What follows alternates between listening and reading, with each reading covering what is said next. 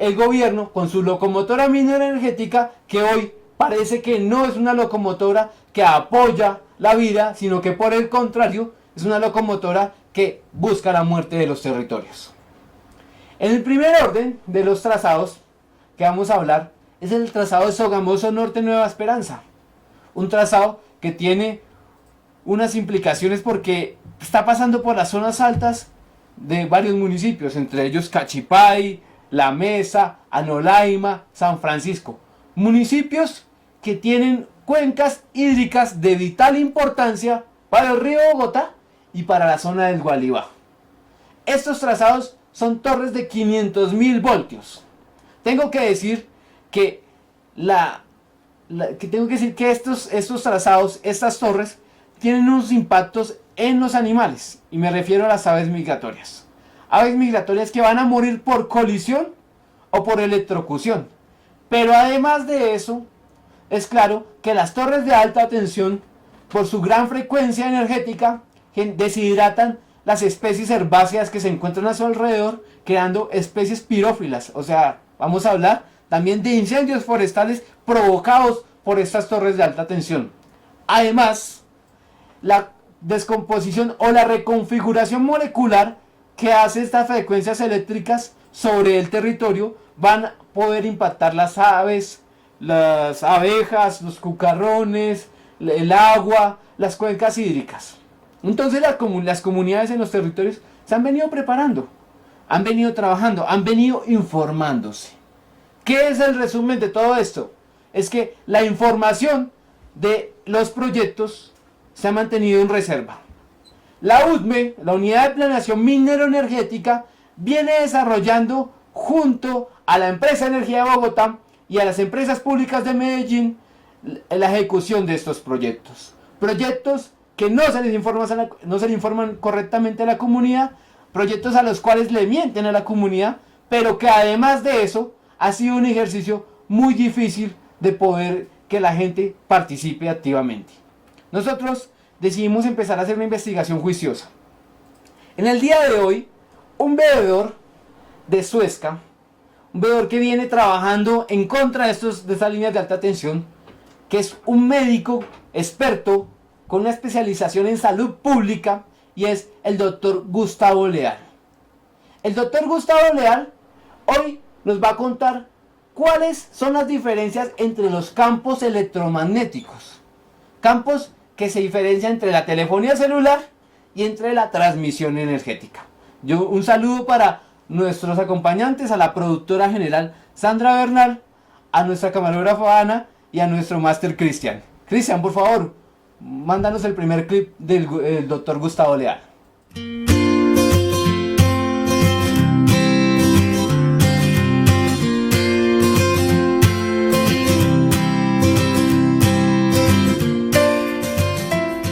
Hemos estado como veeduría trabajando en el conocimiento profundo de las bases científicas y técnicas y en la lectura de estos documentos para emitir conceptos a nivel nacional y a nivel regional dentro de la problemática que nos compete. Sin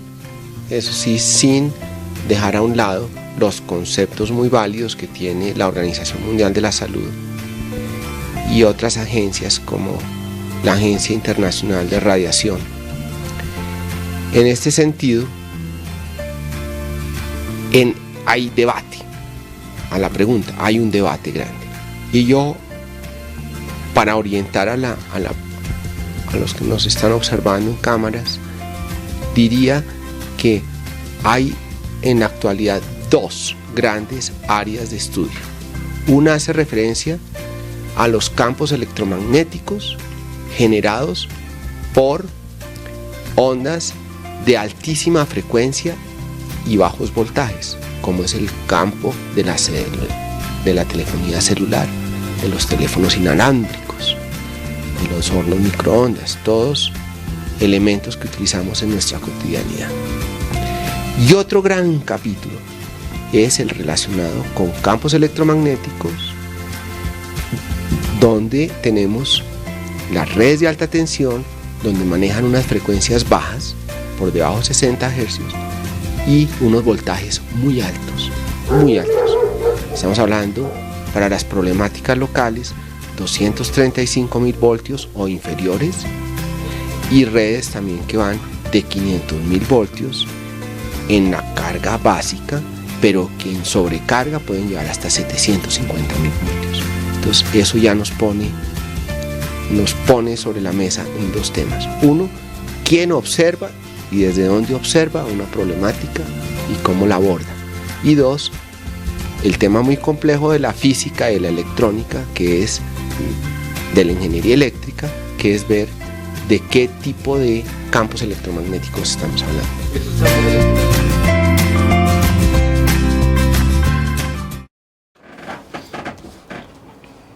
Es importante hacer la diferencia entre los campos electromagnéticos de la telefonía celular y los de transmisión energética.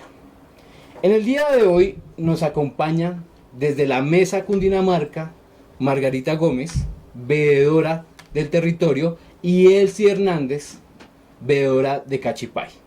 ¿Sí? Un saludo, Elsie y Margarita, gracias por acompañarnos en este espacio. Gracias, Carlos Mario, por la invitación. Bueno, yo les comento que estas dos mujeres vienen trabajando en el territorio. Vienen trabajando en contra del proyecto USME 01-2013, 500.000 voltios, Sogamoso Norte, Nueva Esperanza. Un trazado que impactará al territorio y lo hará fuertemente. Veíamos ahí el doctor Gustavo Leal, que nos contaba un poco la diferencia entre los campos electromagnéticos de telefonía celular y los campos electromagnéticos de transmisión energética. Ambos tienen sus impactos, pero la diferencia de la transmisión energética es mucho más fuerte. Yo quería preguntarles a ustedes, cuando ustedes han estado, y es una pregunta para ambas, cuando han estado en los procesos de socialización de estos proyectos, todo el mundo ha dicho, la empresa de energía de Bogotá siempre le dice a la gente que la transmisión energética es como un celular. ¿Es cierto o ha pasado o cómo sucedió Elsie, por ejemplo? Yo estuve presente en dos socializaciones de ese tipo, una en Anolaima y otra en Cachipay, en donde la empresa de energía de Bogotá, a través de una señorita de apellido Hernández, le comunicaba a la comunidad que le dijo, pero ustedes ¿por qué se preocupan tanto por una torre de esas en su territorio o cerca a su casa, si al fin y al cabo al lado de todas sus casas hay postes de luz? Entonces, pues yo salté y le digo, qué pena, pero es que un poste de luz tiene 110 voltios. Nosotros estamos hablando aquí de 500.000 voltios, son como 2.000 postes frente a su casa. Entonces tenga la bondad de respetar. Igualmente, también la misma señorita Hernández dice en Anolaima que, no, pero ¿cuál contaminación? Más contamina un secador de pelo. Que unas torres de esas, haciendo como una especie de analogía a lo que se dice con las torres de transmisión de comunicaciones por celular y el celular. O sea que de alguna manera han desinformado a la comunidad, no diciéndole realmente los impactos de esta transmisión energética. En ninguna parte de las actas de socialización aparecen los efectos secundarios, ni siquiera lo más mínimo. Nada sobre la pérdida del predial, sobre la pérdida de la valorización de los terrenos, nada sobre lo que significa para la avifauna y la fauna en general 60 metros, que son 60 metros que van a tumbar de bosque para poner la servidumbre impuesta, y eso acaba completamente con la conectividad de las especies de fauna, especialmente de la avifauna. Margarita, hemos también conocido que han habido algunos accidentes furtivos con animales en el territorio. ¿Qué ha sucedido? Pues mira, Carlos Mario, aparte de lo que yo también reitero en el territorio, y no solo lo vimos en los dos municipios o los tres municipios que están cerca al municipio de La Mesa y Cachipay, sino eso fue en la audiencia pública, se evidenció la mala socialización de parte de la empresa de energía de Bogotá. En el municipio de La Mesa se cayeron unos cables que pasan por un lote muy grande, donde habían más o menos unos 6 equinos pastando. Al caer los cables, entonces los cables matan inmediatamente a los equinos. Son digamos, problemas, dificultades, de casualidad que pasó, pero nosotros no estamos exentos a que toda esa clase de procesos y toda esa clase de accidentes se den en cada uno de los municipios. Además vemos un afán muy grande, Carlos Mario, porque la empresa de energía de Bogotá tenga todas esas autorizaciones de parte del ANLA y de parte de las autoridades que les competen dar autorización, pasando por encima de las comunidades. Nosotros sabemos que los impactos a la salud humana y animal son reales, pero no los conocemos por socialización de la empresa de energía de Bogotá, sino los vamos a conocer porque el médico especialista que nos acompaña hoy, Gustavo Leal, él nos va a contar cuáles son los impactos a la salud humana y cómo vienen ellos sucediendo. Por favor.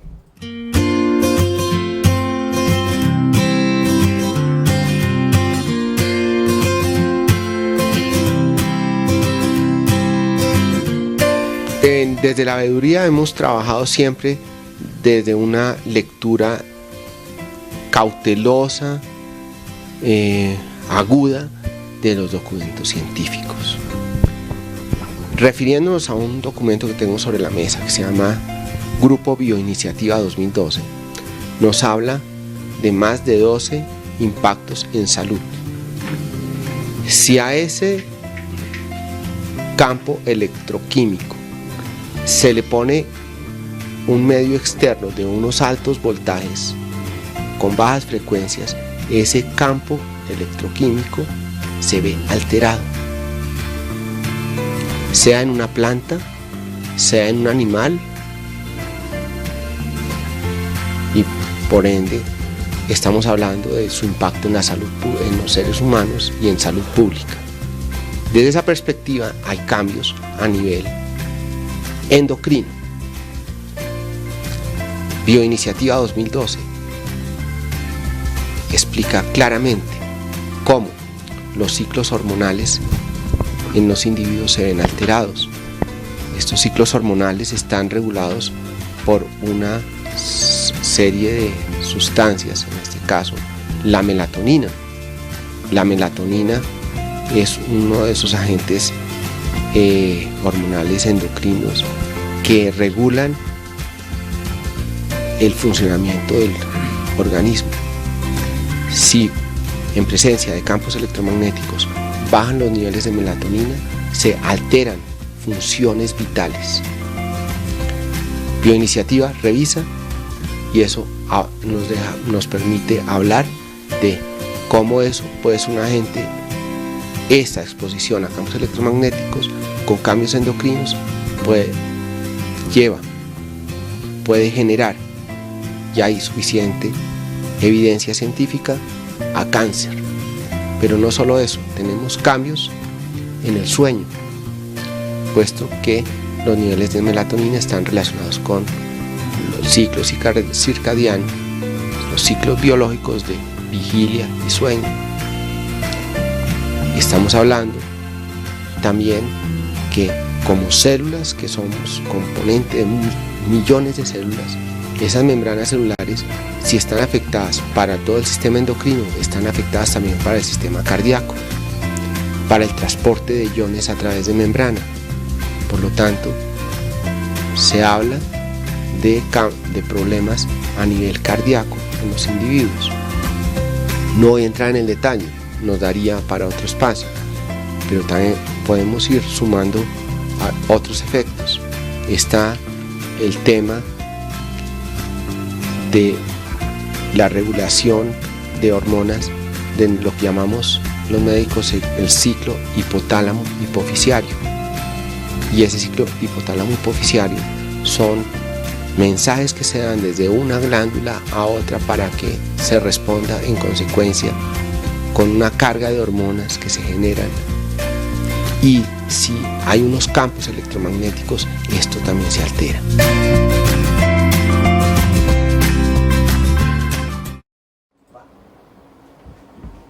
Empezamos a ver entonces que sí realmente existen algunos impactos que para algunos serían moderados o pequeños, pero que realmente son impactos a la salud que no se ven en el momento, sino que exponencialmente en el tiempo se empiezan a encontrar. Es real también para nosotros de que existen poblaciones específicas, entre ellos menores de edad, adultos mayores, mujeres embarazadas, que tienen algunos problemas de asimilar la energía, es decir, para ellos es mucho más impactante. Nosotros también, para poder tener claro a quiénes impactan, empezamos a hablar con el doctor Gustavo y le preguntamos: doctor, ¿qué poblaciones específicas vienen impactando en este momento?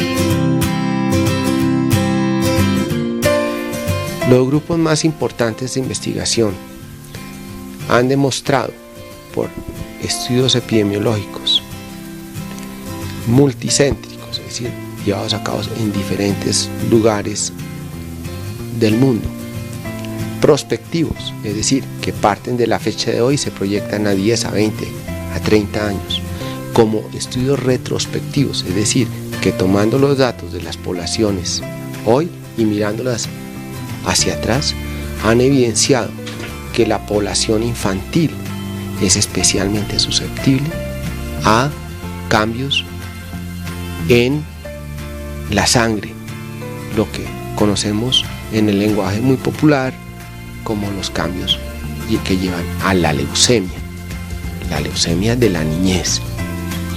Afortunadamente la ciencia ha avanzado mucho en el tema tratamiento, pero eso no, el hecho de que la ciencia haya avanzado en el tema tratamiento no quiere decir que debamos exponer nuestras poblaciones infantiles a estos campos electromagnéticos.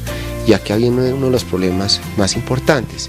Si miramos la pirámide de población colombiana, encontramos que en el medio rural la población se está envejeciendo, pero que a pesar de eso tenemos en nuestros cascos urbanos municipales y en nuestras escuelas veredales población de niños, y estos niños estarían expuestos a esos grandes campos eléctricos.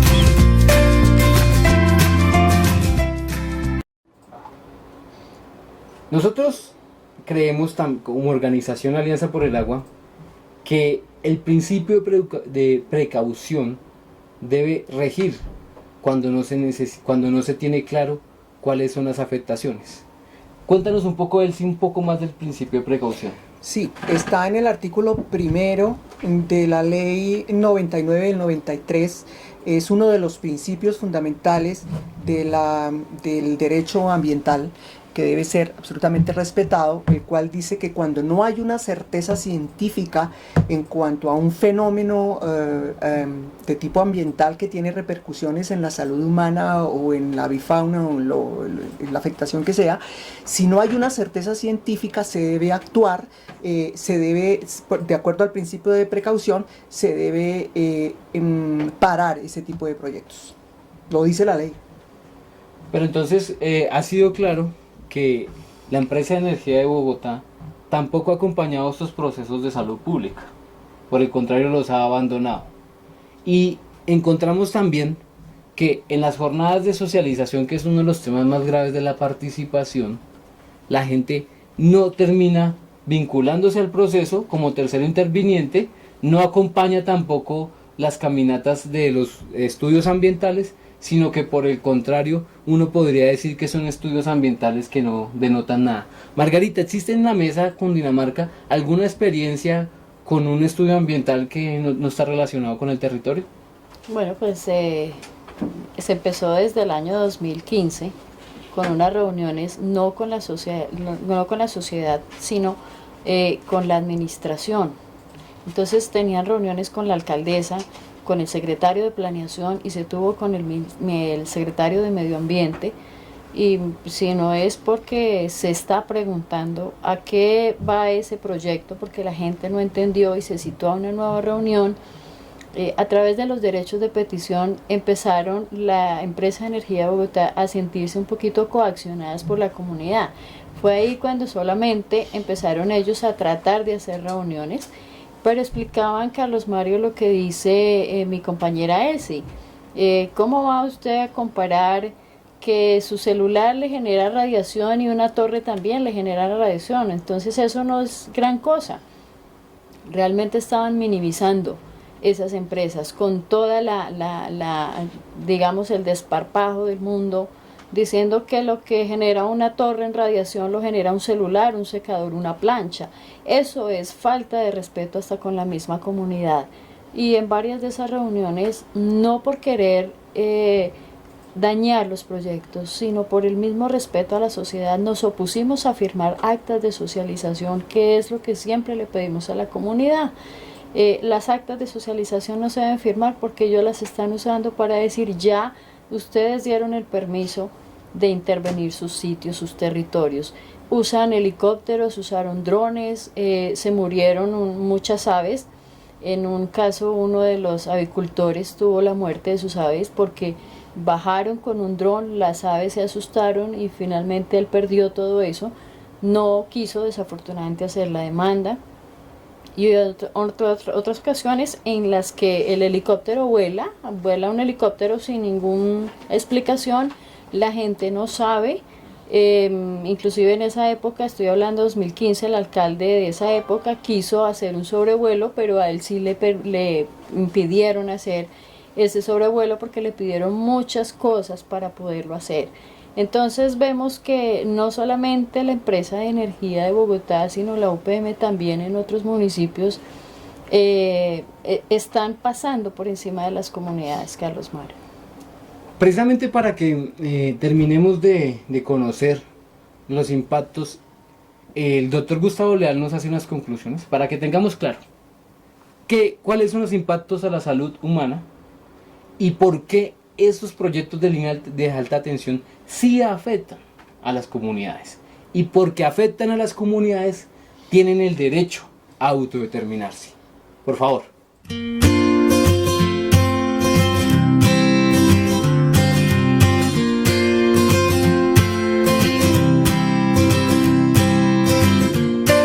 La veeduría, de manera inquieta, trabajó un documento muy importante de la Universidad de Lincoln, de Auckland, Nueva Zelanda.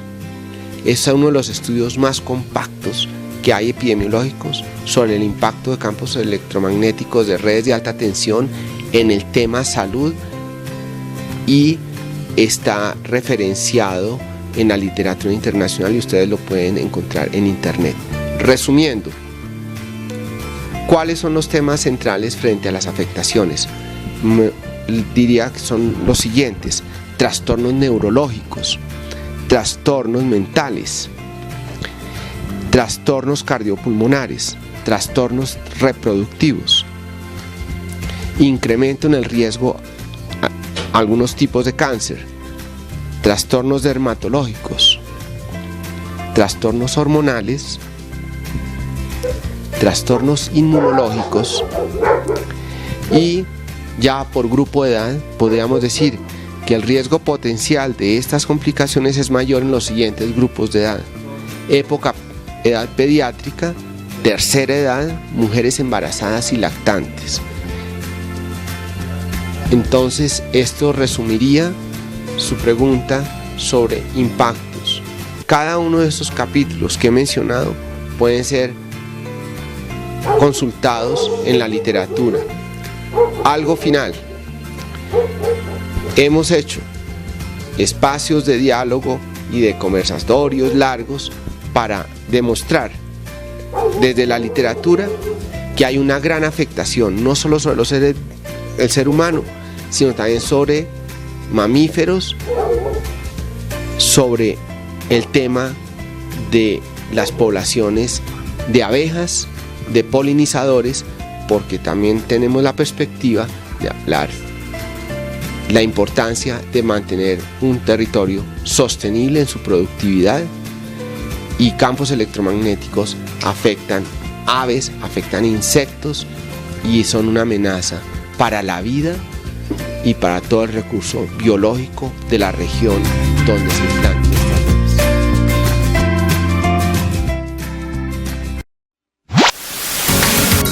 Televisión más humana.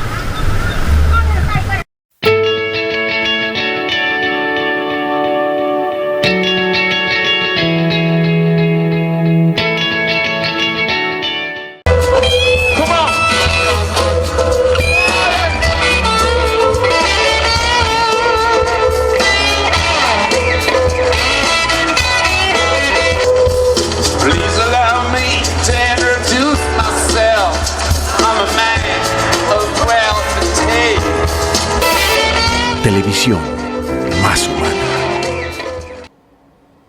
Los procesos comunitarios en la defensa del territorio han ido avanzando. No podemos decir que la gente está estática, que la gente no participa.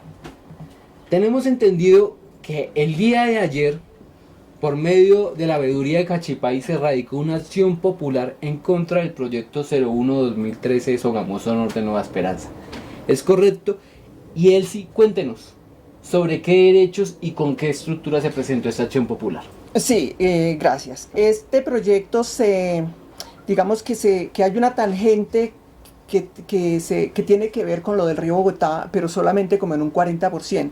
El resto de las derechos derechos colectivos que fueron vulnerados por la empresa de energía Bogotá y la ANLA tienen que ver sobre todo con el derecho al debido proceso y a la participación democrática en las decisiones que lo afectan. Yo quiero expresar lo más importante de esta acción popular. El día 9 de marzo del 2015, mediante el auto 906, la ANLA inicia el trámite administrativo de evaluación del diagnóstico ambiental de alternativas. 31 días más tarde, mediante el auto 1437 del 20 de abril del 2015, la ANLA elige y aprueba la alternativa número 1. ¿Qué tenemos aquí? 31 días hábiles. 31 días hábiles en donde la ANLA aprueba una alternativa de un proyecto que presenta la empresa de energía Bogotá, que tiene 2.180 folios de tecnicismos. Dentro de los parámetros que la empresa de energía de Bogotá debe por ley seguir están los términos de referencia DATER 0301 para diseños de los diagnóstico ambiental de alternativas de los proyectos lineales. En esta aparece claramente que debe socializarse con las comunidades que están afectadas en las áreas de impacto indirecto. En ninguna parte, estamos hablando de 375 veredas que están afectadas por el proyecto y no aparece una sola acta de socialización. Cuando se les pregunta, entonces dice, es que nosotros hablamos con los alcaldes y hablamos con los consejos y ellos tenían que bajar la información. Entonces nosotros preguntamos en nuestra acción popular, ¿dónde está la ley que dice que las alcaldías municipales deben hacer las socializaciones de proyectos de bien común, pero que son efectuados por empresas privadas? Entonces esto no se hizo. En cuanto a lo del río Bogotá, hay muchos problemas en el DAA. Allí no aparecen, igual como en los términos de referencia debe aparecer los acueductos, debe aparecer todas las fuentes hídricas, no aparecen, los acueductos de Cachipay no aparecen en ningún lado, y la ANLA tampoco le interesó, no miró los 2.180 folios, sencillamente los aprobó. Y nuestro punto más importante es la avifauna. ¿Por qué? porque la sabana de Bogotá está a 2.600 y nosotros bajamos hacia el río Magdalena. Esa es efectivamente la cuenca del río Bogotá, nosotros estamos en la cuenca baja. Cuando llueve en la sabana de Bogotá, toda esa agua penetra y se drena en el escarpe, en toda la zona montañosa y rocosa del Tequendama y del Gualibá, y continúa bajando y al mismo tiempo de la zona del río Magdalena sube un aire, unos vientos húmedos y al subir se enfrían y dejan caer por condensación esa agua y se forma el bosque de niebla. El bosque de niebla que es único en nuestra área. Esa diferencia de alturas, 1500 metros sobre el nivel del mar, a nivel de La Vega, por ejemplo, incluso de la Mesa, y 2600 metros, es una zona, esta zona rocosa es una zona donde las aves buscan refugio. En el pie de esa, que tiene más o menos, la zona del Gualibá y Tequendama, tiene más o menos 100 kilómetros de largo, que es la zona afectada por el proyecto, vienen aves migratorias, vienen aves nocturnas, aves que se pegan se colisionan contra las líneas de energía. Hay efectivamente, lo que dice la empresa de Energía de Bogotá, hay unos dispositivos de plástico que se ponen en las líneas y que tienen una gran efectividad. Nosotros estuvimos esculcando los estudios que se hicieron en Colombia, dos biólogas excelentes, de la Cerda y Rosselli, hicieron un estudio al respecto en Colombia, y encontraron que el 60% de los esas medidas de mitigación tienen una efectividad de 60% en la gran mayoría de aves, pero tienen una nula efectividad en aves de gran envergadura que no pueden maniobrar, en aves crepusculares que salen en la mañana y en la noche, y en aves nocturnas. Y específicamente en aves que vienen de otros lados en ciertas épocas del año, a esto es lo que nosotros, y por otro lado, quiero aclarar que aquí tenemos nosotros en la zona del Gualibá, Tequendama, tenemos una ave que está en peligro de extinción, el colibrí inca negro, el cual no aparece en el diagnóstico ambiental de alternativas. Muy bien, pues es que también se ha construido un proceso de resistencia académica y un proceso de movilización social y jurídica. O sea, estamos usando las distintas herramientas que tenemos como ciudadanos. Margarita, sabemos que dentro de ese contexto de construir herramientas académicas, habrá un foro en la mesa sobre estas líneas de alta tensión. ¿Cuándo será? Para que invites a nuestros televidentes. Bueno, pues sí que todos cordialmente invitados. Estamos para el 5 de agosto en las oficinas de la CAR Provincial Tequendama, que es un viernes a las 9 de la mañana, para llevar a cabo ese foro y hablar de todos los temas que nos afectan a la sociedad civil, con todos los proyectos del gobierno o no, privados o no, que afectan a toda la comunidad y que nosotros hemos estado muy juiciosamente apoyando, porque es que las comunidades somos quienes elegimos a los gobernantes, somos quienes debemos exigirles a ellos esas alternativas diferentes de energía, que no las vemos porque parece que no fuera un buen negocio impulsar las alternativas diferentes. Entonces, el 5 de agosto, que es un viernes a las 9 de la mañana, en las oficinas de la CAR Provincial Tequendama, con el apoyo no solo del director general de la CAR, a quien le agradecemos su disposición en este tema, y al director regional, al doctor Hermes Caviedes, que apoyen a la sociedad en este momento. Y pues obviamente que pedirle al director del ANLA que sea la persona que ejerza sus funciones de proteger el medio ambiente. Yo tuve, Carlos Mario, y discúlpame esto, pero sí es que es un apunte, la oportunidad de hablar con el director del ANLA cuando le pedían aprobar licencias express de parte de la empresa Energía de Bogotá, y yo le decía... ¿Cuándo fue esa entrevista? Eso fue en la sesión pasada en el Tribunal de Cundinamarca, hace más o menos unos 4 meses, Y yo le decía a él, pareciera que usted estuviera defendiendo a los contratistas, no al medio ambiente. Y vamos a ver si sus nietos tendrán agua para tomar. Entonces, si el gobierno está diciendo que vamos a defender las fuentes hídricas, que lo apliquemos. Y no que se quede en el papel y en el discurso. Sí, solamente... Algo que sí ha quedado claro aquí es que el ALA ha servido como una curaduría ambiental y no como un ente que proteja los recursos naturales. Lilian López, veedora ambiental de Suezca, nos va a contar un poco de lo importante que es la participación en los procesos de autodeterminación del territorio y cómo también podemos colaborar nosotros aportando a esto.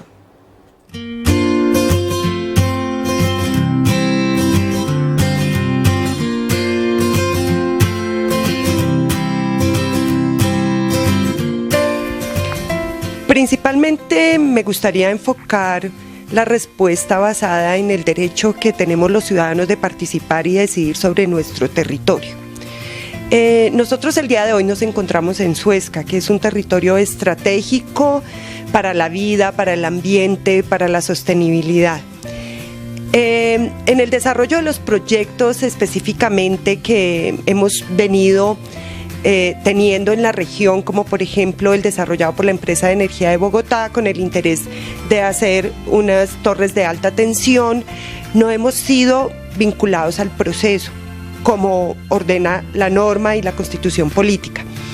Nosotros normalmente cuando este tipo de proyectos se desarrolla, se hacen basados en la participación no solamente de los ciudadanos, sino de las autoridades. Nosotros tenemos alcaldes, concejales, secretarios en todas las instancias que están interesados también en participar en las propuestas que se están desarrollando en la región. Pero lamentablemente lo que nosotros venimos viendo es que estratégicamente, la empresa de energía de Bogotá y sus empresas consultoras lo que hacen es iniciar una serie de reuniones en las que no verifican la participación de la comunidad, no hacen una convocatoria ampliada, una convocatoria veraz y no hay un listado o una base de datos sobre actores claves para las reuniones. Es decir, cualquier proceso que se inicie debiera contar con la mínima participación y la garantía de que los presidentes de juntas de acción comunal, los directamente afectados en el desarrollo de los proyectos, que son los propietarios en donde van a quedar las torres de alta tensión, estén presentes. Porque nosotros, en ese orden de ideas, tendríamos acceso a la información y a poder entender cuáles son los verdaderos impactos sociales y ambientales que generan este tipo de proyectos en la región. Compromisos políticos. ¿Sí vio? Eso es muy berraco. El sonido. Los baffles. Es de vital importancia reconocer los procesos de participación y de resistencia ciudadana que se vienen desarrollando. En este momento nos acompaña Ricardo, abogado especialista en derecho ambiental. Muy buenas noches, Ricardo. Buenas noches, Carlos Mario. Buenas noches, Lilia. Y además de auditoría tributaria, porque en esto hay que meterle un poquito de número.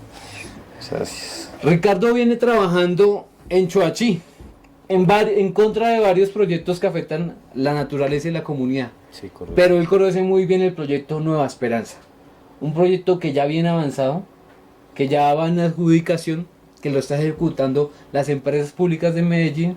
Pero quiero que nos cuentes un poco cómo ha sido la participación y en este momento cómo se encuentra el proyecto. Bueno, yo digamos que para efectos de esto y esa pregunta es, digamos, no necesitamos más de 10 segundos. El año pasado reunieron a todos los presidentes de junta, a todos los pusieron a estar de acuerdo. Se advertía de un avance de Nueva Esperanza hace 5 meses del 70%. Claro, no habían dicho que ya tenían ese otro 20% que era lo que faltaba, ya avanzado previamente con los presidentes de junta. Tengo la oportunidad precisamente de acompañar a uno de ellos en este sector de Bobadilla, y estos han venido en este momento precisamente ahora sí preguntando sobre las torres y el impacto. Ahora sí, cuando ya están las torres instaladas. Esa es la angustia, y con eso te contestaría, ese es el avance. Ya en este momento va en un 95%, su licencia, nunca tuvo oposición, pasó todo de agache. Eso en este sector. Por supuesto, si miramos hacia La Calera, hacia Huasca, hubo un poquito más de resistencia en cuanto a que las personas se prepararon y que las comunidades hicieron advertencia sobre los impactos que tenía en la salud, como el médico Gustavo Leal nos lo advertía. Gustavo es una persona que efectivamente ha venido siguiendo esto de tiempo atrás, y lo hemos venido escuchando en el llamado a la atención que pone presente sobre el impacto a la salud. Correcto. Queremos conocer un poco también cuál ha sido entonces el ejercicio de la comunidad con la magistrada Villamizar en el trabajo con la sentencia del Río Bogotá. Es algo que en este momento estamos empezando a construir como un escenario. Incluso le agregaría, ha sido muy poca la participación, los personeros, ni siquiera la anterior del ciclo pasado y ahorita la nueva, creo que hasta ahora se está enterando. Es una persona acuciosa, pero hasta ahora está empezando a pedir información, hasta ahora se está enterando, hasta ahora está viendo el impacto, hasta ahora está viendo la no oposición y la no resistencia. Es que, digamos, en esto frente a las comunidades, Choachí, por supuesto, como toda nuestra región, somos gente muy sana, muy noble, muy tranquila, muy calmada, que tuvo que vivir también la violencia, y entonces esto lo llevó a no tomar unas posiciones reaccionarias, sino por el contrario, muy conservadoras. Esto les permitió vivir de algún modo tranquilamente con ese estilo de vida, pero esto se ha venido alterando con los distintos proyectos que han venido, las cargas públicas, llamémoslo así, que han venido llegando a nuestros territorios, y es la perimetral de Oriente, la transmisión eléctrica y adicional la minería. ¿Por qué menciono esto? Porque es que en todas las tres anteriores han habido actores que han venido participando a impulsar con las comunidades la no resistencia, sino, venga, esto es muy bueno, esto es el desarrollo, y estamos hablando de un sector que es minifundista y que saca productos agroecológicos. O sea, aquí no estén hablando de gente que ni que esté en los utilizando productos tóxicos, ni que esté en la excesiva producción de flores, aunque ya vamos para allá. Entonces, claro, las comunidades en este momento se encontraban un señor tal Ricardo Vanegas, con nombre propio, luego, que se desapareció el año pasado, para octubre del año pasado. Este señor previamente, ¿qué venía haciendo? Pues hablando con la gente, que tranquilos, yo les voy a ayudar a negociar, y le decía, les voy a ayudar a negociar los predios, les voy a ayudar a que en este momento ustedes se les incremente, esto es el desarrollo.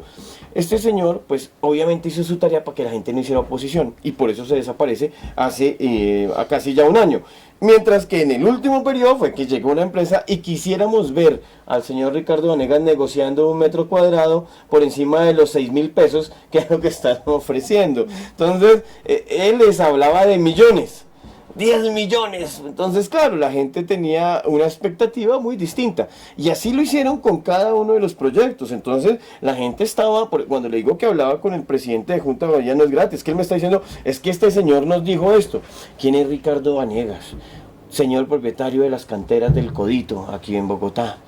Personas que son propietarios de títulos mineros, donde quieren llegar al territorio para presentar obras en zonas de unidades rurales superiores a los 2.000, con 3.000 metros cuadrados, con más de 100 habitaciones.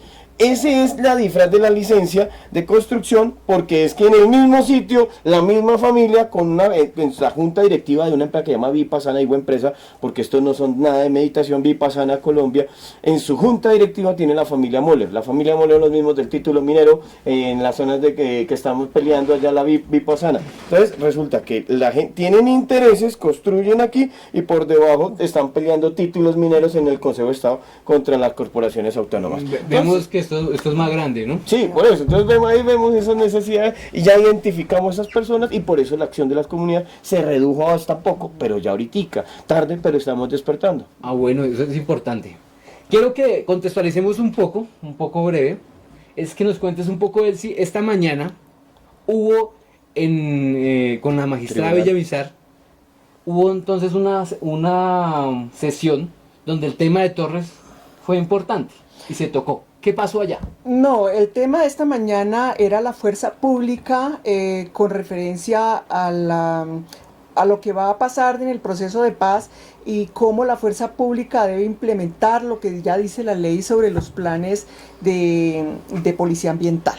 Eso fue básicamente el tema, pero hubo un incidente porque después de mucho rogar, me regalaron 3 minutos en donde yo quise expresar sobre la acción popular, y en ese incidente pues la magistrada, con todo respeto, una persona con mucho coraje civil, tiene demasiada información por encima y no le gustó que hubiéramos hecho una acción popular con respecto, que tiene que ver con el río Bogotá, pero como ya dije, solo tangencialmente. Es en nuestra zona en nuestra zona del Gualibá y Tequendama tenemos otros derechos vulnerados que no tienen que ver directamente con el río Bogotá.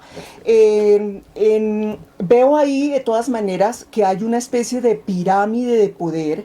Yo veo que por ejemplo, ahí habían unas personas que querían participar, le dijeron que eran veedoras ambientales, pero ella replica que la magistrada, que tiene que canalizar sus preguntas a través de los alcaldes, de sus propios alcaldes. No me parece, porque sencillamente los alcaldes tienen problemas políticos, los alcaldes tienen miedo a perder su puesto y los alcaldes tienen compromisos políticos con las organizaciones. Hay miedo al procurador, veo, en todo lado. Sí.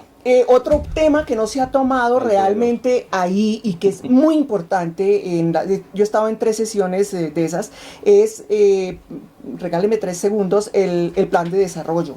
El plan de desarrollo en cuanto al modelo de desarrollo que tiene que ver con la energía eléctrica en Colombia.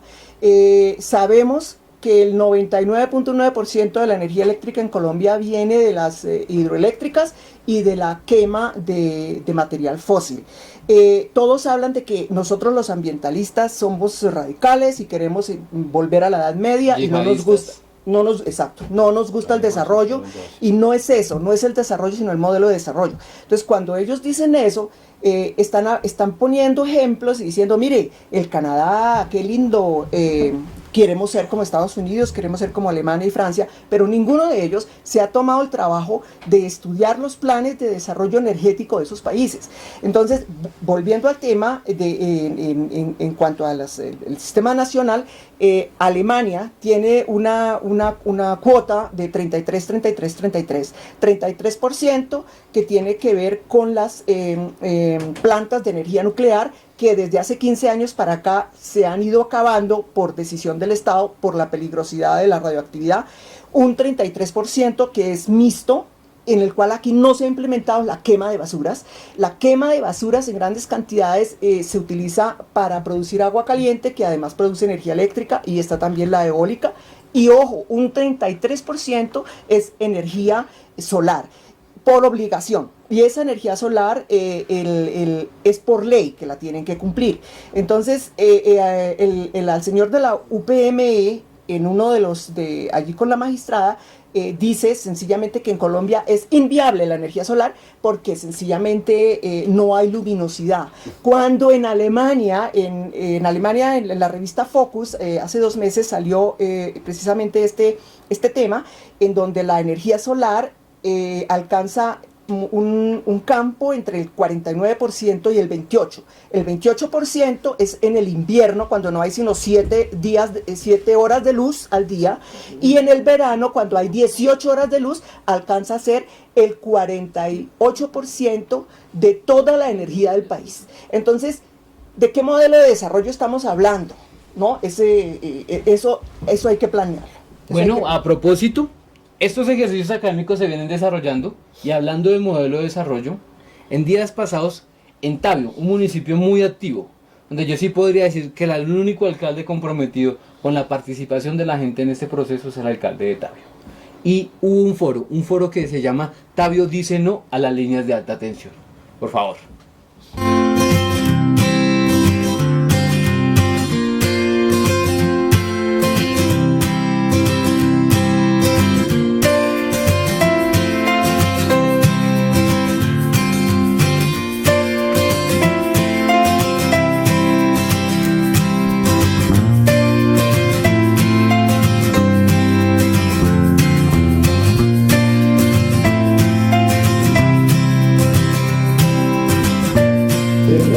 Hoy 11 de junio nos encontramos aquí en el municipio de Tabio.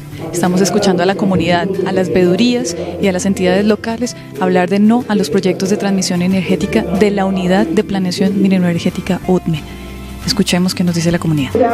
Porque hoy denuncio acá que digamos, la empresa de energía de Bogotá, el estudio ambiental que presentó, no sé dónde lo hizo, porque por allá no fue. La preocupación de este proyecto es generalizada, no es solo de Tabio, es de los 14 municipios por donde va a pasar en el departamento de Cundinamarca.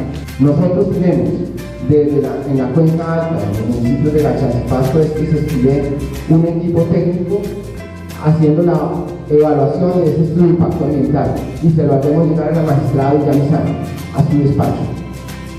Y encontramos serias y graves inconsistencias en ese estudio de impacto ambiental. Junto con la alcaldía, junto con el consejo municipal, vamos a trabajar de la mano. Vamos a trabajar con las personerías municipales que están siendo afectadas.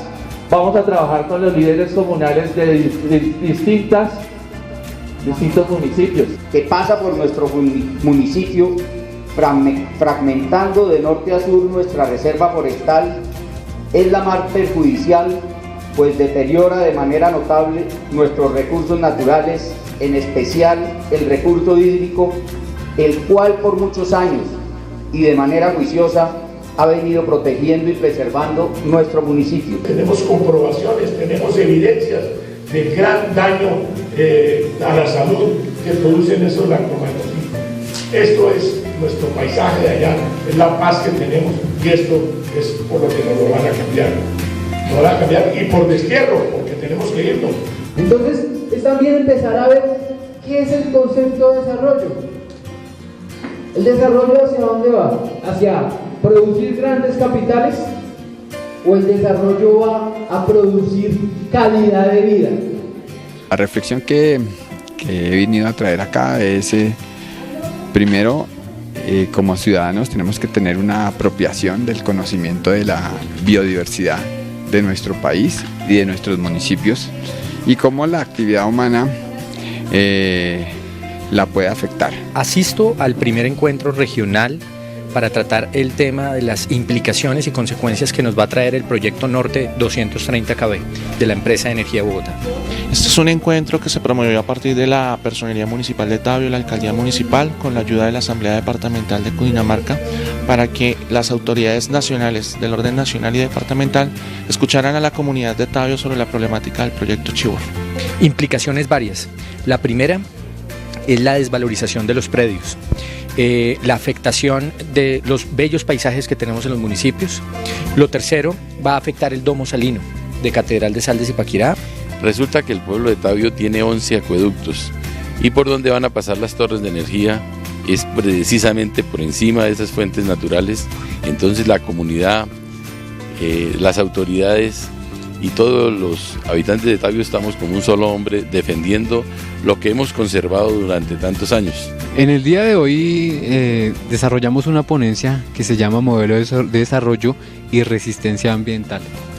El ejercicio de esta ponencia estuvo enfocado a contarle a la gente cómo el modelo de desarrollo nacional que se viene imponiendo en este momento atenta contra la participación, la vida, el agua y la autodeterminación del territorio. Es de vital importancia que la gente sepa qué está sucediendo en el país.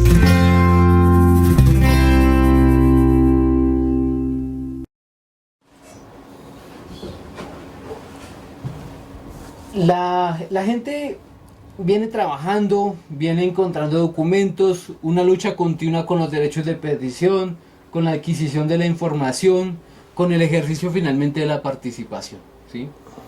Desde los distintos territorios podemos encontrar, ya que aquí nos encontramos desde La Mesa, Cachipay, Choachí, gente en San Francisco, en Subachoque, Tabio, Suezca, Gachancipá, Tausa, Sultatausa, Zipaquirá, Nemocón, y se me podría escapar más de un municipio, pero hay una actividad permanente en este trabajo. Hoy fue un día muy movido en el tema de torres de alta tensión, es decir, de líneas de alta tensión. En la mañana en Zipaquirá hubo una reunión de presidentes de consejos municipales que se oponen al proyecto Bacatá. En la mañana siguiente también la magistrada Villamizar fue acompañada por una multitud de veedores y de ciudadanos en contra de las líneas de alta tensión. Y hoy nos encontramos en este lugar. Yo quiero cerrar este tema de la magistrada con una reflexión muy importante que hace la veedora de Suezca, Lilian López, donde nos dice, vea, la participación es un ejercicio muy importante por la vida. Pero escuchémosla mejor a ella, que es en sus propias palabras.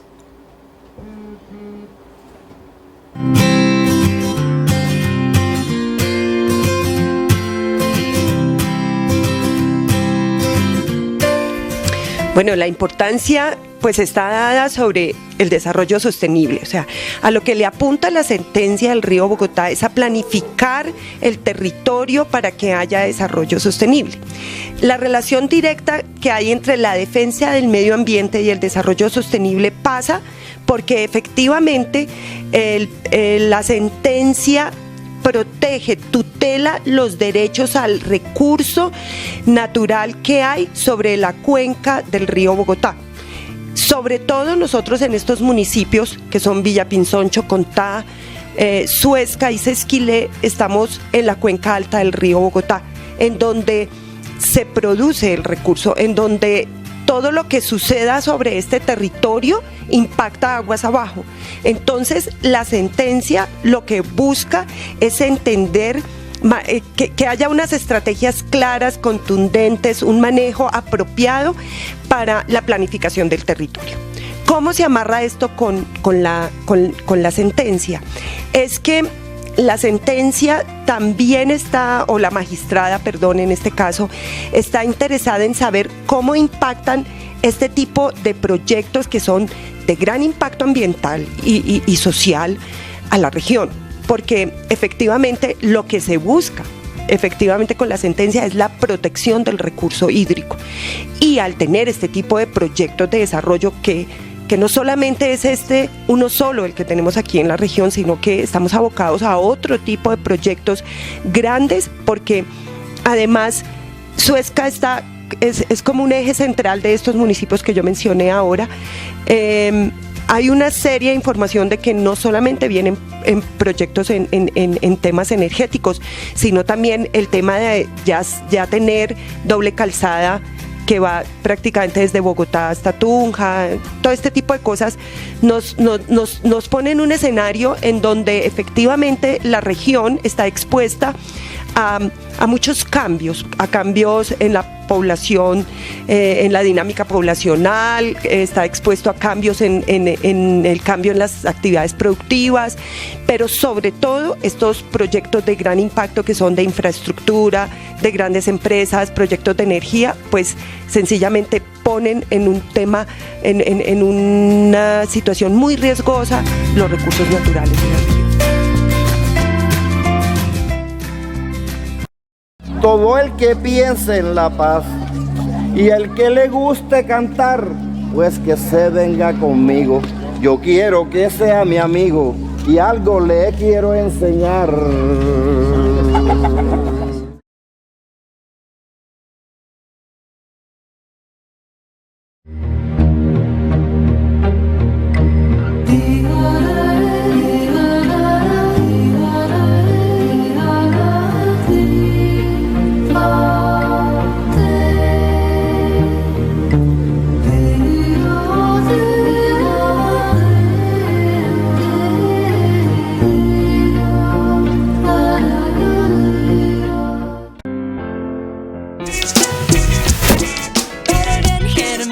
Contravía.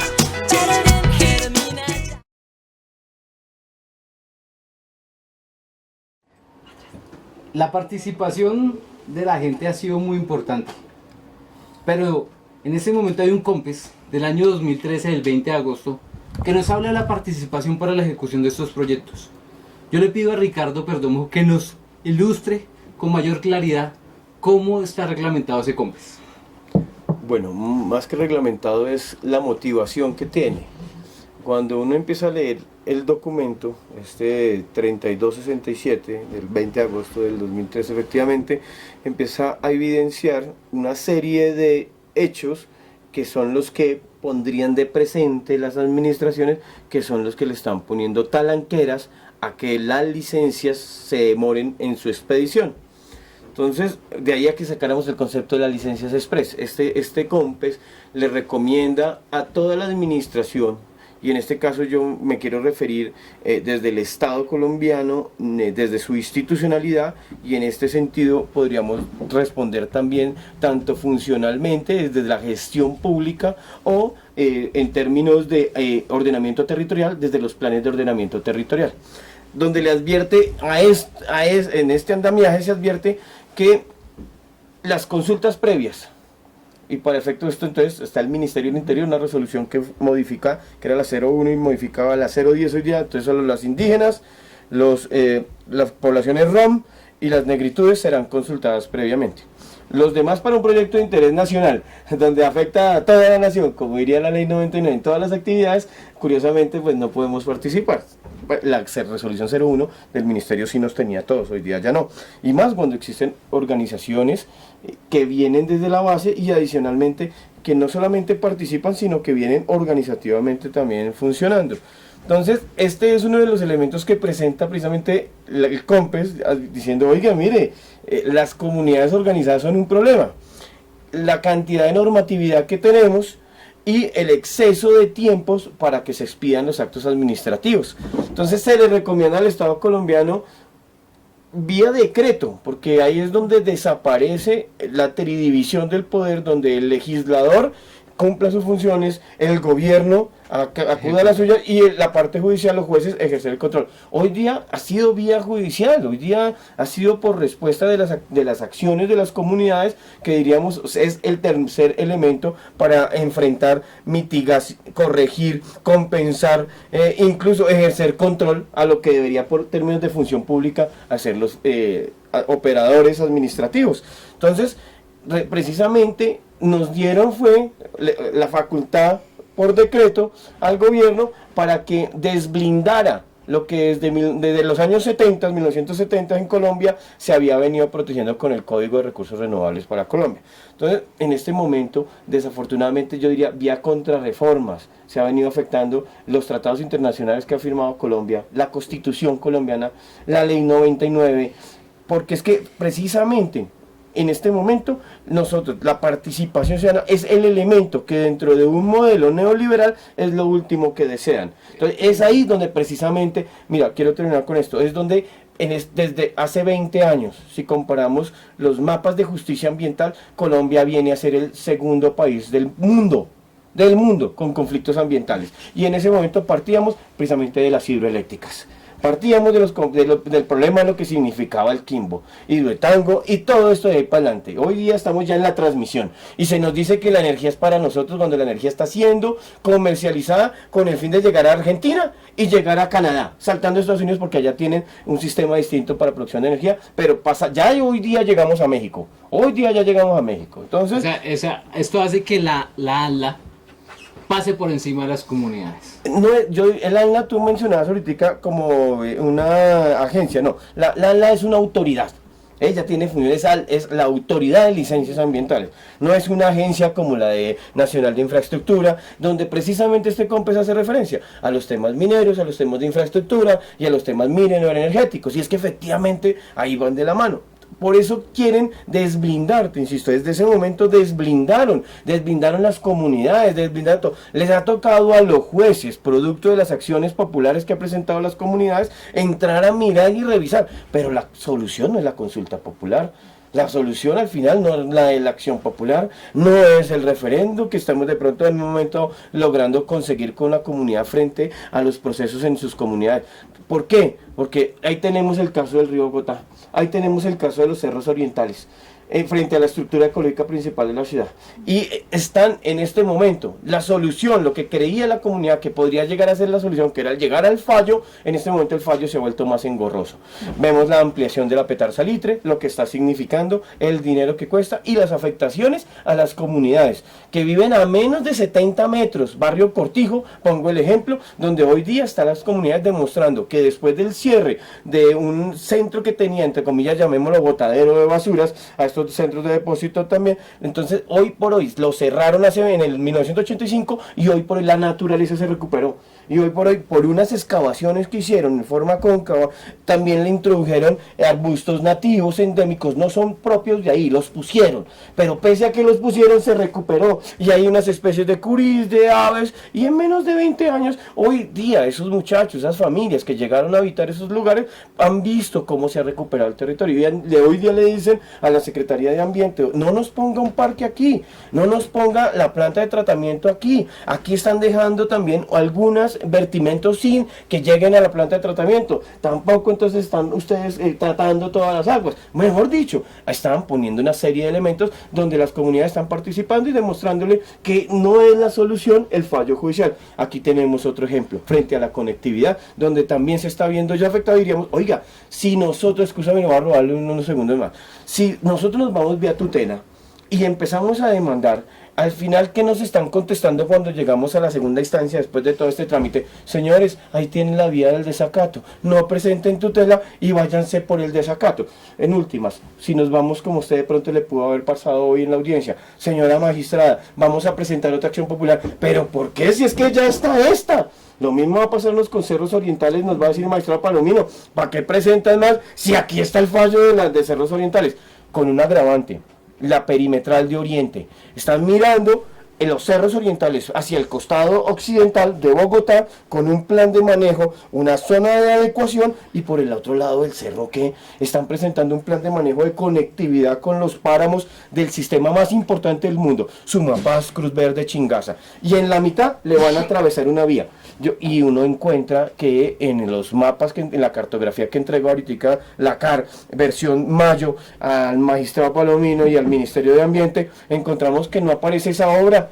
Imagínense un plan de manejo que se supone que es para mitigar todas estas obras, y en este caso, si bien es cierto, estamos hablando de un plan de manejo, está involucrando el terreno del páramo Cruz Verde, la cuenca alta de la Orinoquía, y para este lado de la Calera, la cuenca alta de la Magdalena. Buenísimo negocio en el que se metió la Agencia Nacional de Infraestructura, porque las comunidades vamos a ir a mostrarles los impactos que vamos a sufrir con la minería, ¿por qué te digo minería? Porque es que salen las areniscas y calizas, que son la fuente prima del cemento, para un metro de Bogotá o para una perimetral de Oriente, donde nos van a atravesar también con transmisión eléctrica, y adicionalmente, súmele ahorita el mejor fenómeno de todo esto, que es la perimetral per se sobre este terreno, sin vías ahorita la Calera está sumamente afectada ambientalmente por estos costados por detrás.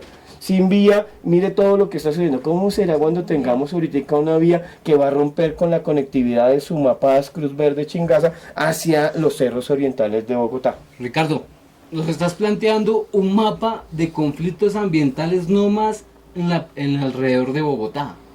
Un mapa de conflictos ambientales donde hay una negación clara a la participación, ¿sí? Las comunidades hoy se organizan para trabajar y proteger el territorio, pero el Estado en su modelo de desarrollo no permite que haya un proceso de participación mucho más contundente. Un ejemplo de ello lo tiene Margarita. ¿Qué pasó con el ANLA, Margarita? Bueno, pues es que siempre lo que hemos visto de parte del ANLA es que no se diría que es una autoridad ambiental para ejercer la protección ambiental. Yo se lo dije en algún momento a la persona que estaba de director, que afortunadamente ya no está. Y le decían, usted está aquí para proteger el medio ambiente, no para proteger a los contratistas, que eso fue lo que evidenciamos en la segunda audiencia en el tribunal. Y aparte de eso, lo que dice aquí mi doctor es muy cierto. Resulta que nosotros las comunidades nos volvimos la piedra en el zapato del mismo proceso del gobierno, donde ellos tienen los proyectos que les van a generar son ingresos a ellos, a sus contratistas, a sus amigos, no sé a quién, pero no a la comunidad. Entonces, como la participación ciudadana está reglamentada, nosotros que votamos por los senadores que están sentados allá ganándose más de 25 millones de pesos, pues debíamos exigirles que para eso están sentados, para que nos den la representación a nosotros. Y lo que dice él sí es de verdad agravante, con todo el respeto de la magistrada, excelente magistrada, pero es que no todos los alcaldes están de acuerdo en irse en contra de estos proyectos.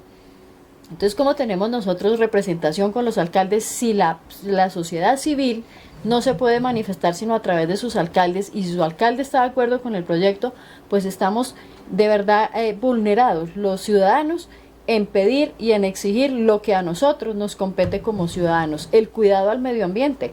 Ahora, de parte del doctor de la CAR, del doctor Néstor Franco, hay una gran receptividad en cuanto a los ciudadanos, pero lo que usted dice, Carlos Mario, es verdad. Parece que la sociedad civil se volvió la piedra en el zapato, entonces nosotros vamos a hacer un desacato, ¿ok? Vamos a hacer un desacato. ¿Y en qué parece desacato? En nada. No tiene en nada, porque realmente no tiene ninguna vinculación. Ni siquiera lo aplica. Es real para las comunidades que, si bien la gente se organiza, consigue la información, hacen marchas, hacen procesos académicos, se pronuncian, si no hay una actividad jurídica permanente, efectiva, el gobierno pasa por encima por unos proyectos. Y son proyectos donde el gobierno es quien los está impulsando. Sí. Nosotros conocemos que dentro de la investigación que realizó la veeduría de Cachipay para promover la acción popular, encontraron una especie en vía de extinción, única, digamos que en el mundo y en esa zona. ¿Cuál fue, cómo fue y qué está pasando? Sí, antes de eso quisiera aclarar que cuando se acuerda lo de la Macarena, en lo de la Macarena, el ANLA había aprobado un estudio preliminar de esa empresa petrolera donde decía que en 30 hectáreas de la Macarena había 127 especies de aves, en 30 hectáreas. En la Macarena. En la Macarena, que es una selva. Nosotros, en Cachipay, en 6 fanegadas, 6 fanegadas, encontramos están registradas 128 especies de aves. Y ese estudio lo hizo una bióloga de la Universidad Nacional que trabaja también en Vancouver, y el doctor Bernhard Melleit, fotógrafo de la Universidad de Maguncia. Ellos 6 meses estuvieron en la zona y hicieron ese estudio, el cual presentamos. Se lo tratamos de presentar a la magistrada, quien realmente no le dio la importancia debida. Eso por un lado. Por otro lado, o sea, si la Macarena tiene 127 en 30 y nosotros en 6 fanegadas, o 12 fanegadas creo que fue, tenemos 118, entonces nos declaramos pues la zona de avifauna de todo el mundo, ¿no? Bueno, ahí está lo de la ANLA. En cuanto al colibrí inca negro, el colibrí inca negro o Colegena prunellai, aparece como en peligro de extinción en la resolución 0192 del 10 de febrero del 2014, expedida por el mismísimo Ministerio del Ambiente. Entonces, no es que nosotros nos lo estemos inventando. No aparece en el diagnóstico ambiental de alternativas, tramo 1, que tiene que ver con Gualibá y Tequendama. No aparece por ninguna parte. Y aún peor que eso, es que es una especie endémica, única de Colombia y única de la cordillera oriental, de la vertiente occidental de la cordillera oriental. No aparece sino ahí. Entonces, cuando yo le pregunto al señor de la empresa de energía de Bogotá, oiga, señor, ¿qué hacemos? Que eso es un ave en peligro de extinción única, millones de años para llegar a eso, y aquí van a pasar las torres, ¿y qué hacemos con eso? Entonces dice, no, para eso hay compensaciones por pérdida de biodiversidad. Entonces yo quiero aclarar que la legislación, yo por lo menos personalmente no he encontrado ningún lugar donde yo me pueda agarrar para hacer la defensa de esas aves en peligro de extinción y cualquier otro tipo de fauna. Tenemos otras, en flora y fauna. No encontramos dónde agarrarnos, solamente en el Pacto de París, donde Colombia ratifica que va a defender estas especies en peligro de extinción. ¿Cómo va a ejecutar eso la ANLA, que aprobó SDA sin darse cuenta de que ahí no estaba el colibrí? ¿Dónde están los peritos de la ANLA que se supone que deben saber que aparece en la resolución? Y para nosotros es claro que el pago por pérdida de biodiversidad es sencillamente pagar por matar. Compensación. Escúchame un segundo, es un tema, es un tema delicado, porque el calentamiento global es un fenómeno que también se está analizando para generar granjas que lo mitiguen y todo. Pero el asesinato, el aniquilamiento de la biodiversidad es uno o más grave que el mismo fenómeno del calentamiento y la emisión de nitrógeno. Eso es mucho más grave, acabar con la biodiversidad. Se supone que la vida constitucionalmente se debe proteger, pero como en el país correcto, artículo 80, los animales no son aún sujetos de derechos, entonces estos defensores que se encargan de proteger la vida de los animales se encuentran en problemas. Sí, si no es que los ponen en sufrimiento, que es lo único que hasta este momento está. Y debemos avanzar en legislación. Para terminar, yo a eso que está diciendo usted y terminar con eso, en que nosotros los ambientalistas vamos a entrar en peligro de vida a través del proceso de paz cuando el gobierno nacional deje de tener un enemigo público, que es la guerrilla, vamos a ser nosotros los ambientalistas los enemigos del desarrollo. Entonces yo quiero aquí resaltar lo que dijo el senador Robledo en el debate de control político a la ANLA y al Ministerio del Ambiente en mayo 10 del 2016 sobre algo que dijo el señor vicepresidente de la República, diciendo que las acciones populares, las consultas populares eran acciones extorsionistas de las comunidades. Entonces eso es poner a las comunidades que quieren hacer defender sus derechos en el plano de delincuentes. La criminalización. La criminalización. Como Miguel Duzane, por efecto, por lo que está pasando en el caso del Quindío. Y eso lo repitió el señor vicepresidente otra vez en una inauguración hace larguito un mes en la costa atlántica, otra vez diciendo que esas actividades eran extorsión al gobierno nacional. Hay que tener mucho cuidado con los gobernantes. Recordemos que el tío abuelo de este señor nos entró a la Universidad Nacional, tanques de guerra donde hubo varias lesiones personales. Yo quisiera hacer una anotación, Carlos. Margarita. Quisiera hacer una anotación en cuanto a que me parece muy curioso que hoy me enteré que el ANLA también dice que las fuentes hídricas de los sitios donde se van a poner las torres en las zonas de Tabio y Suezca no se van a afectar. Nos preocupa porque muy seguramente lo van a decir así en los 18 municipios de Cundinamarca. Entonces nosotros de verdad que le pedimos a la autoridad ambiental no solamente que nos muestre, porque son documentos públicos a los que todos tenemos derecho a saber, cuáles son sus estudios y cuánto tiempo se toman con esto, porque nos ha dejado ver, Elsie, que en menos de un mes resulta que ellos aprueban más de 3.000 hojas de un estudio que ni siquiera lo leen, o sea, tienen que ser unos superlectores. Entonces, toda la información es pública, desde el presidente hacia abajo tienen derecho a informar y nosotros tenemos el deber como ciudadanos de pedir la información, analizarla y no comer enterito. Como el tiempo nos encanta, o sea, de aquí lo estamos pasando muy bien, pero tenemos que empezar a concluir. Yo quiero hacer 3 preguntas cortas para que podamos empezar a cerrar el programa. Y es, Ricardo, ¿qué herramientas jurídicas y de movilización en este momento tienen las comunidades para poder trabajar? Brevemente. Bueno, por fortuna, diríamos, se modificó la ley 134 de participación ciudadana el año pasado, la 1757, en este caso las comunidades frente al cabildo abierto ya ahora es vinculante para las administraciones. Efectivamente la consulta popular, como vemos en el caso del Tolima, está dando un resultado bastante interesante, en el caso puntual porque las comunidad de Ibagué específicamente, sus concejales, sus 13 concejales, al aprobar la posibilidad de que se fueran a consulta, le dio esa, digamos, visto bueno a la comunidad para que sea esta la que se pronuncie. Y no fue nada, digamos, en este caso menospreciable que fuese una de las miembros del partido, en este caso, de uno de los gobiernos que más impulsó también este tipo de políticas, como es en el caso del centro, yo le digo demoníaco.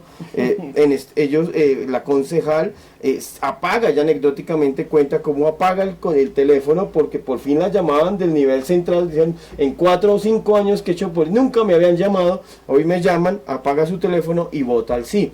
Entonces vemos que la consulta, y con un miembro de este partido, entonces ese es un llamado de la atención que nos pone a todos también, que hay que pensarnos también políticamente cómo actuamos. Tenemos también, por otro lado, creería yo, saber preguntar, porque el derecho fundamental de petición en este momento, sabiéndolo utilizar, puede generar unos impactos frente a la administración, si no contesta en términos, y frente al fenómeno de los silencios administrativos positivos, algunas situaciones que para ellos los volvería engorrosos.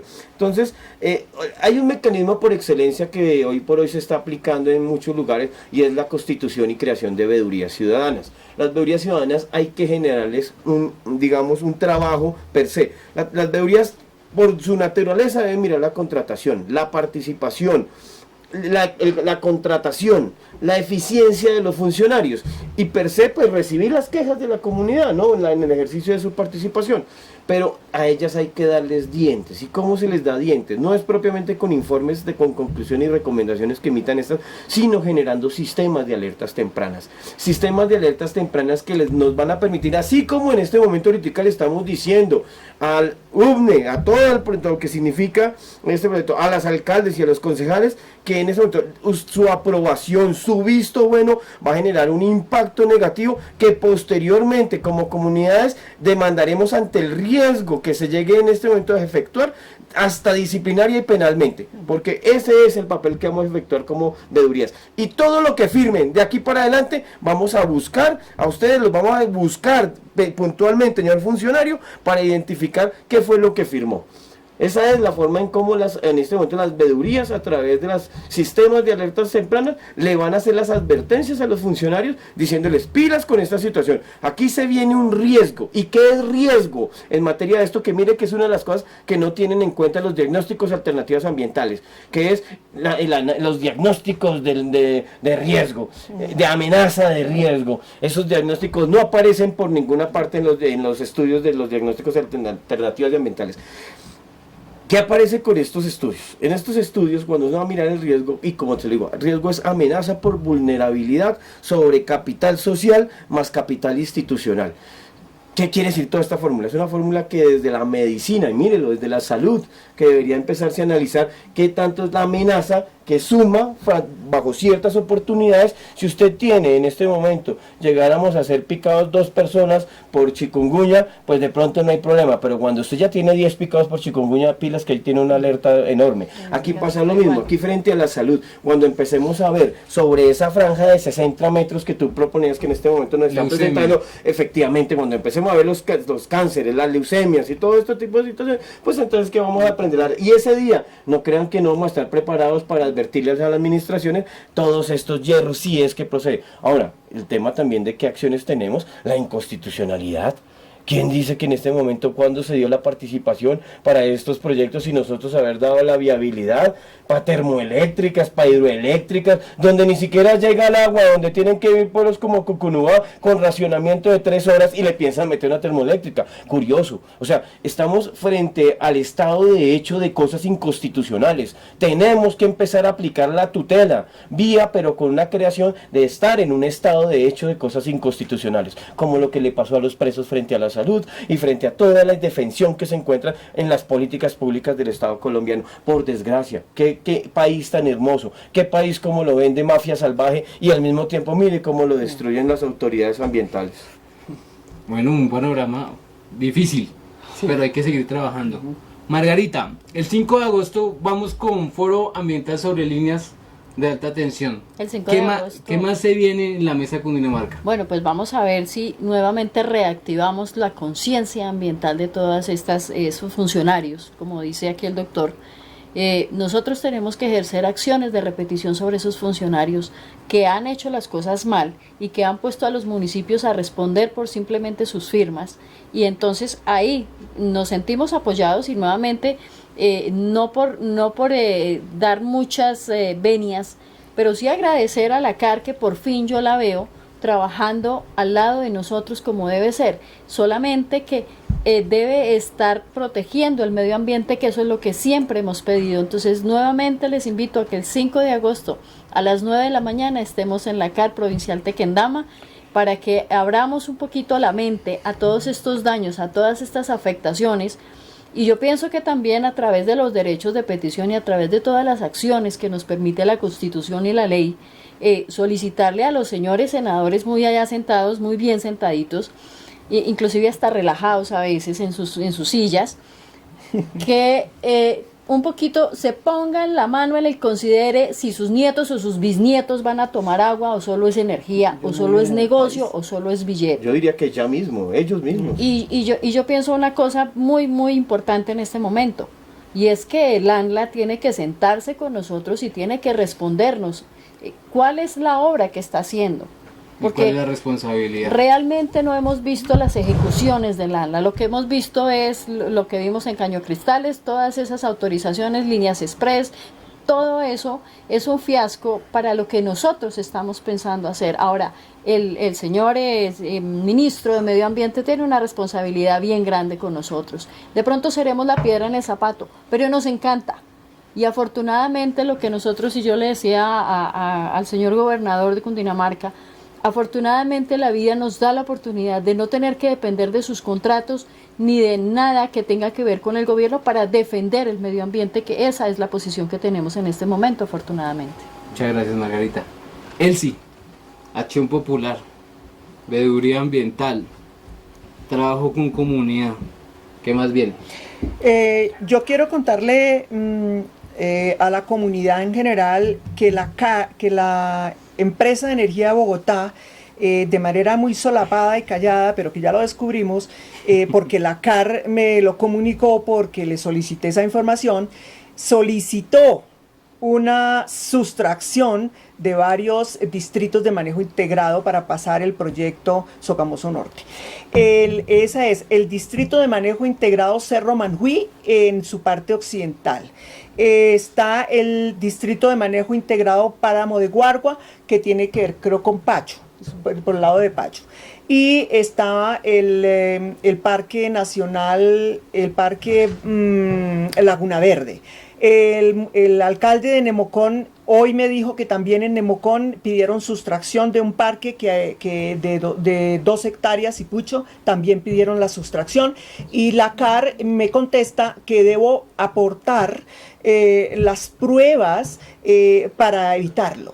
O sea, nosotros como sociedad civil... Depende de nosotros y no de la CAR. Exactamente, depende de nosotros aportar las pruebas, y entonces yo acudí al señor gobernador también en tiempos pasados que de acuerdo al derecho de la igualdad de las partes ante la ley, como nosotros como comunidad no tenemos los medios para hacer todo esto, que nos ayudara de alguna manera logísticamente, y el señor no contestó, tuve que ponerle una tutela, para lo cual sencillamente contestó, perdón, babosadas.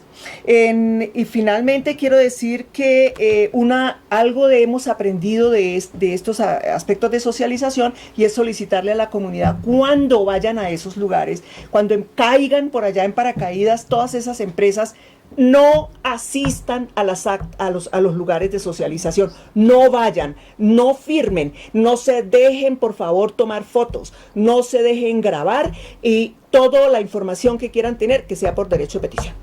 Yo quisiera decirte una cosa, Carlos Mario, y es que efectivamente aquí tenemos, digamos, 2 derechos, ambos colectivos. Por un lado la libertad económica y por otro el derecho al ambiente sano de las colectividades, ¿sí? Y cuando uno identifica el papel técnico, que se supone que para eso es la licencia ambiental, para eso son los planes de manejo ambiental, es para mitigar precisamente en el tiempo, plausiblemente, el tipo de actividad, la que sea, del ser humano. Digamos, pongámoslo, habrán unos que generan más impacto que otras. Pero en ese estudio, cuando uno va a revisar el estudio y va a mirar la parte geológica, para mirar, digamos, la afectación de los suelos, de la afectación, la hidrogeológica, la parte de agua subterránea, pues muy deficiente. Estamos encontrando que, por ejemplo, de este estudio, de esta resolución 828 del 28 de febrero de 2013, que es la que toman para Nueva Esperanza, ponle cuidado a esto, están haciendo referencia a unos estudios muy superfluos sobre el suelo, nada de aguas, y escasamente toman, apostillan y hicieron 2 o 3 mediciones cuando el ANLA les había requerido tener muy complejos estudios, de hecho. Entonces no entiende uno después cómo posteriormente el diagnóstico termina aprobado cuando ellos mismos en sus autos le dice, y el otro, en este caso, quien es el dueño del proyecto, la Agencia Nacional de Infraestructura, le contesta, sí, mira, ¿qué es lo que tengo que complementarle a mi estudio? Que previamente vía cartas, porque ni siquiera es un acto administrativo. Yo como Agencia Nacional de Infraestructura le envío a la ALGA, voy a hacer este proyecto, ¿qué debo hacer? Y el otro le contesta, esa cartica, porque no puedo decir que sea menos, un oficito que se envían entre uno y otro, no es posibilidad de que las comunidades en primer momento ni nos compartan frente a la posibilidad de ese proyecto, ni siquiera es, vuelvo a decir, un acto administrativo, entonces no lo podemos recurrir. Después cuando viene el auto que podemos recurrir, cuando ambos digamos que le pudiera poner a las comunidades, tampoco ese auto es oficiado y comunicado a las comunidades. Entonces es entre yo con yo. Entonces, en ese yo con yo, le digo, presénteme 5 estudios sobre estos temas. Y usted va a mirar y apenas presentan uno.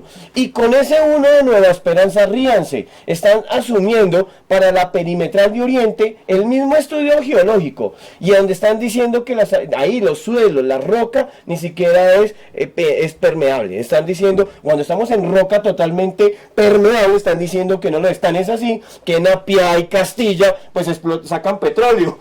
Y aquí estos tipos no ven eso. O sea, es increíble, es increíble. Ya raya con todo que efectivamente esté apareciendo esto en los diagnósticos, que estos diagnósticos sean utilizados en ese sentido. Y lo más grave, se inventaron el sistema de la plataforma Vital. ¿Qué es Vital? Vital es un conjunto de expediente híbrido, llaman. Este expediente híbrido es para que supuestamente lo pueda consultar yo desde cualquier lugar del país. Entonces, resulta que no es tan así. ¿Por qué digo híbrido? Porque es que una parte está en duro, en expediente, y otra está digitalizada en una plataforma. Entonces, si usted va a consultar desde Casanare, Caquetá, Guajira, pues va a ver la mitad de la información y la otra está allá físicamente. Entonces, tiene que trasladarse. Y adicionalmente, cuando usted va y se traslada, encuentra, obviamente hay una gestión de la documentación, una gestión de archivo, y se supone que deben cumplir estándares de calidad, y entonces encuentra usted que está foliada la hoja. Y a los 8 días vuelve y visita el expediente, y la que era la página 5, después es la 7. Entonces usted vuelve entre 8 días, y ya ni siquiera aparece ni la 5 ni la 7, porque ahora es la 25, y está entre un expediente más cortico. Es absurdo el manejo de la gestión documental. Yo le invito a que ustedes visiten cualquiera de nosotros, un expediente, el que sea, y se dar cuenta de cómo es el manejo de la gestión documental. O sea, eso es ponerle barreras al acceso a la información. Luego, ¿a qué atiende esto? Que es lo triste, y es a lo que también tenemos que poner cuidado de las veedurías, es a la opacidad de la información, que se traduce en términos de corrupción. Por eso el Estatuto Anticorrupción tiende a decir que las comunidades sí tenemos acceso a la información pública, exceptuada la que esté sujeta a reserva. Vaya y mire qué información no entrega. A usted la sacó una magistrada hoy en un fallo, cuando ya hay fallo. Entonces, ¿por qué? Porque confían en su grupo de verificación y solamente les creo a ellos. Y las comunidades que son en estricto sentido, cuando yo hablo de rigor subsidiario, es porque yo soy la máxima autoridad como Ministerio de Medio Ambiente. Luego me voy, pongo la lupita, cuando digo lupa es porque somos científicos, ¿no? Vamos a mirar los datos día a día, todo es cambiante, por eso todo el tiempo vamos con el dato mirando, y ahí en ese rigor ponemos un poco más la lipa, y más abajo estamos las comunidades que somos las que vivimos ahí. Con eso quiero terminarte, porque simplemente para recalcar por qué el poder tan importante que hoy por hoy tienen las comunidades, y la importancia que tiene en este momento resaltar el papel de los presidentes de junta, de los líderes de junta, porque en este momento hay un fenómeno curioso, y es como nos vamos a saltar un poco también las ONGs en su papel, porque hay que empoderar a los ciudadanos. Es el momento de los ciudadanos. Bueno, para no entrar en más detalles, porque hoy hicimos una programación larga, extensa, la Alianza por el Agua se compromete a hacerle seguimiento a todos estos procesos. Ese programa se va a repetir. Se va a repetir cuando hayamos avanzado, cuando hayan los resultados del foro, cuando se haya aceptado la acción popular, cuando hayan otros diagnósticos, otra información que debamos compartir. Aquí vamos a estar haciendo ese trabajo. Mientras tanto, para terminar, yo les comento, nuestro medio aliado, el periódico La Bagatela, que es el periódico del partido una nota que se viene desarrollando en la pasada marcha de la comunidad LGBTI, una comunidad que está pidiendo el respeto de sus derechos y que hoy está presente y muy presente en los televisores de todo el mundo. Por favor. Buenas noches, mi nombre es Natalia Zárate, integrante de la Juventud Patriótica del Partido de Trabajo de Colombia. A partir de hoy estaré acompañando este segmento de opinión del periódico La Bagatela todos los jueves en la emisión de las 7 de la noche en el programa Alianza por el Agua, aquí en la TV Más Humana. El domingo 3 de julio, la población LGBTI se movilizó en todo el mundo para expresar su necesidad de ser reconocidos como sujetos de derecho. Aquí, las reacciones y comentarios de Yesid García, ex concejal de Bogotá, y Jason Camacho, miembro de la comunidad. Bueno, quiero que nos cuentes unas cositas. ¿Qué es este movimiento? ¿Qué es este día hoy para ustedes? Bueno, hoy estamos el movimiento marchando nuevamente por el tema del orgullo, de sentirnos realmente un ejercicio de que nuestros derechos salgan a flote. Este año el movimiento va a marchar bajo el eslogan Paz en Igualdad. Lo que nos interesa movilizarnos y como movimiento también nos sumamos a todo este proceso de diálogo. Un reconocimiento de derechos entre la sociedad, que también hemos sido afectados por el conflicto armado y que nos sentimos orgullosos de vivir y de sentirnos de otros rincones. Vale, ¿qué me puedes decir tú de las luchas conquistadas del movimiento gay hasta el momento? Bueno, Colombia ha ganado mucho durante estos años y ha estado en movimiento. En el caso de Bogotá alcanzó la Casa Refugio para Víctimas, se pudo que la Subdirección de Asuntos LGBT naciera Integración Social, que la Dirección de Diversidad Sexual sumara fuerza durante los 12 años de gobiernos anteriores. Entonces pensamos que Bogotá fue pionera en Colombia en el tema de derechos, también por la voluntad política de las administraciones anteriores. Estamos en ese ejercicio donde todas las demás entidades trabajando conjuntamente para garantizarlo. ¿Y cómo nos vemos hoy en el distrito?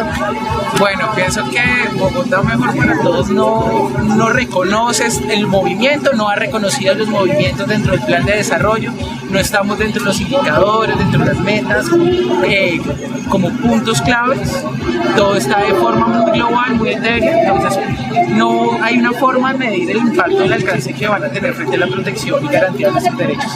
¿Nos mantenemos firmes entonces hasta el momento? Hay que seguir haciendo el ejercicio, no podemos retroceder lo que se ganó durante 12 años de voluntad política en Bogotá y ese ejercicio debe continuar vivo dentro de la ciudad. Listo, Jason, muchas gracias. Yesid, buenos días. Muy buenos días, ¿cómo estás? Bien, gracias, Yesid. Quisiera hacer unas preguntitas frente al movimiento que se está desarrollando hoy frente al orgullo gay. Si tú nos pudieras hablar un poco sobre las conquistas que han logrado este movimiento, pues a nivel Bogotá, nacional y a través del tiempo, no sé si pudieras contarnos algo de ello. Todo lo que han logrado las minorías étnicas, las minorías de educación sexual, las poblaciones afrodescendientes, los trabajadores, las mujeres, los jóvenes, en general en el mundo ha sido con lucha, con pelea. El movimiento LGBTI tiene un día, en el mes de julio, que es el día del orgullo gay, donde hacen una especie de balance del avance de sus reivindicaciones a nivel mundial.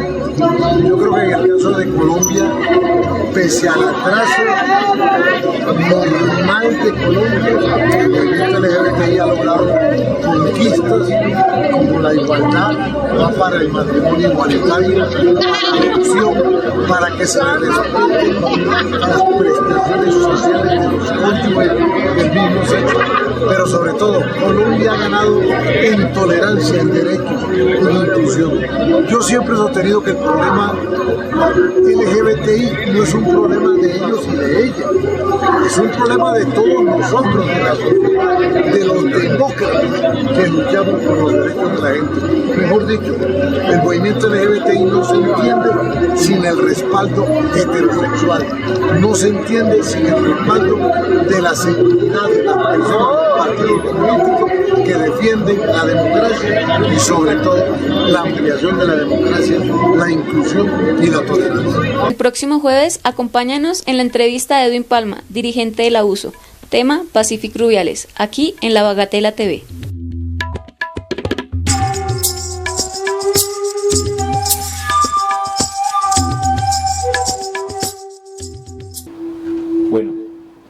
Les doy muchas gracias a los que nos han acompañado, un ejercicio de investigación, de información. La otra semana vamos a estar en el municipio de Chía, una avícola llamada Abacatá, que es propiedad de un senador. Un plan de ordenamiento territorial que cambia el uso del suelo y sus habitantes con un problema de salud pública grave que no cuenta con su participación ni con la decisión del territorio. Muchas gracias. Aquí los esperamos dentro de 8 días en Alianza por el Agua. Recuerden, por la vida, por el agua, por lo público.